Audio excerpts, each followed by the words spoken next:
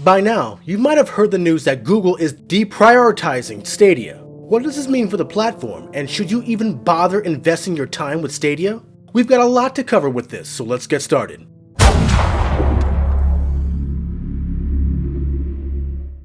We made a before you buy video last year, and this one will be a completely different story. That previous video was a pure speculation video based on some of the promises Jack Buser, who was Google's director of games and now has moved from Stadia to Google Cloud, said that they had over 400 games planned for the platform. Did they have game releases? Yes. Do they signify Stadia of being a worthy gaming platform to be in competition with leading platforms like Xbox and PlayStation, like they were initially expecting?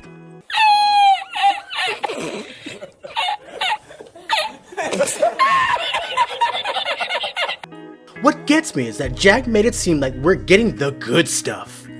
More AAA games from various developers and extremely popular free-to-play games like Fortnite or Call of Duty Warzone, as he obviously was leading us on with. When is Call of Duty coming to the platform? One of the biggest games out in the industry, and it's not on Stadia. Jack, how come? Why is that exactly?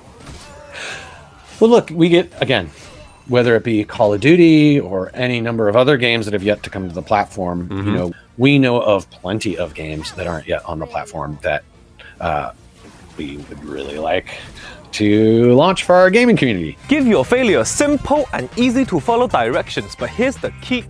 You must contradict yourself. How many free-to-play games are there on Stadia since then? 6. That's right, 6. And I don't count the Hitman starter pack. That's just an extended demo. Now, the idea of Stadia is for people who are sick of downloading full games, constantly updating games on a console, and want to play their games instantly. Players like these are well invested in their platform. They're only going to want to switch platforms if the games are worth it, whether it's cloud-based or not. Google marketing apparently didn't understand this about gamers. On top of this, the Stadia model is absurd. No one wants to play $10 a month and pay for the game at full price. Granted, many of the games on Stadia are discounted if you are a Stadia Pro member, but you get my drift.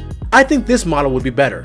$10 a month to access all the games on the platform. Or, if you don't want to be a monthly subscriber, you can just pay for the game at full price. Xbox Game Pass is similar, and I think this works.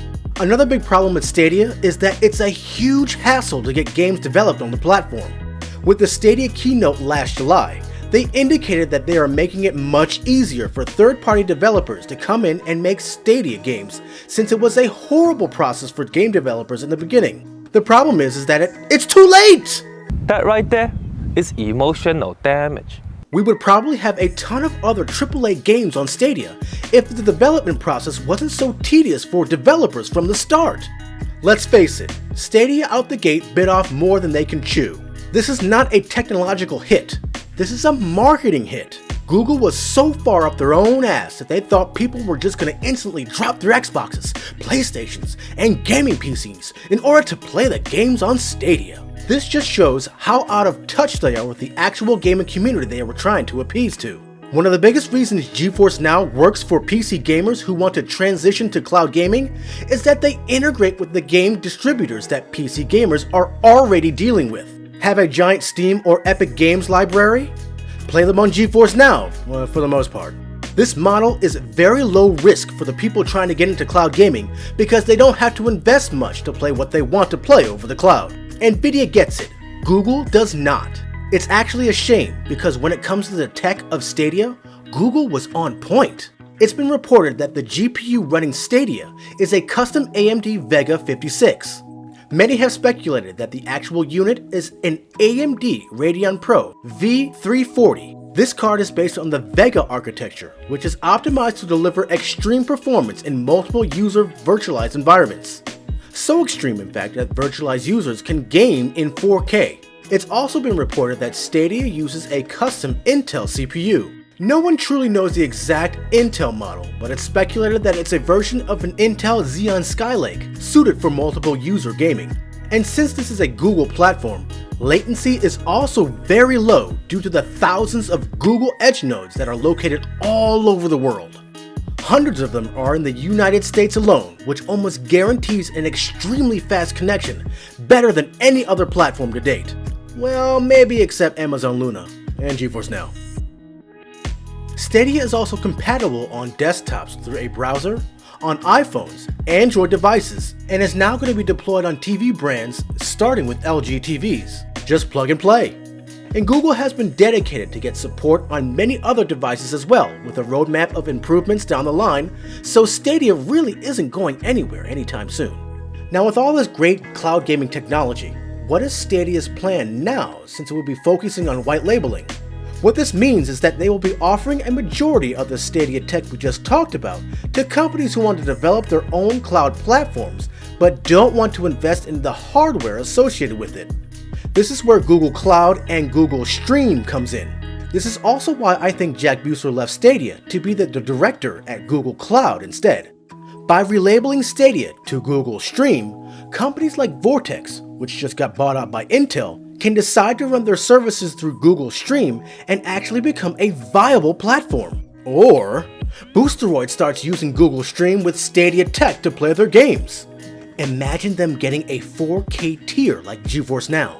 We would finally get a pick-up-and-play cloud gaming platform that runs Warzone in 4K.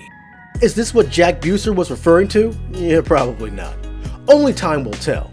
But for now, nothing really changes in regards to Stadia. We'll get that 100 games that they promised us this year already, in which 10 or less of those games will be games that the majority actually want to play. That's why you don't see too many Stadia games presented on this channel. They're not too popular. Now instead of Stadia, we'll be looking forward to what others can do with the Stadia technology. Maybe a company with a good marketing department can use this tech to their advantage. But until then, let us know what you guys think in the comments below. Also, make sure to like the video and subscribe to get the latest news, gameplay, and comparisons on cloud gaming, and keep it tuned right here at the only place where you can do battle in gaming heaven, Cloud Gaming Battle.